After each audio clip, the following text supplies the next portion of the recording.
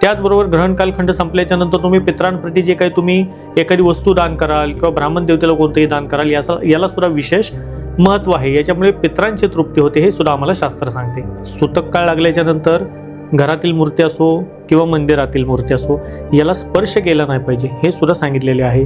त्यांचं मंत्राची साधना असेल, अनुष्ठान असतील, कोणतीही देवी देवतेची साधना असेल, उग्र साधना असतील, हे आपण करू शकतो।